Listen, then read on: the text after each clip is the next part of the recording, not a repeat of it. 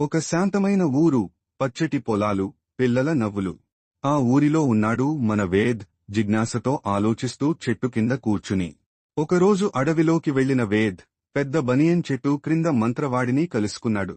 మంత్రవాది: వేద్, నీకు మాయ ప్రపంచం చూడాలా?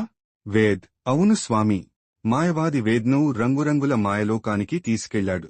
మాట్లాడే జంతువులు, తేలియాడే ఇల్లు, అందమైన ప్రకృతి. తర్వాత గొప్ప మాయాచారి వేద్కు మంత్రపుస్తకం ఇచ్చాడు. మాయాచారి: ఇది నీకో బహుమతి, జ్ఞానంతో చీకటిని ఓడించు. ఆ సమయంలో దుష్ట మాయవాది కాళకూటం చీకటి మబ్బులతో దండయాత్ర మొదలుపెట్టాడు.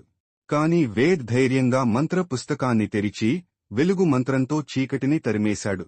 మాయలోకం ఆనందంలో మునిగిపోయింది.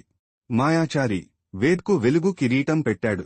తిరిగి ఊరికి వచ్చిన వేద్, పిల్లలకు జ్ఞానం నేర్పుతూ మాయ పుస్తకం చూపించాడు.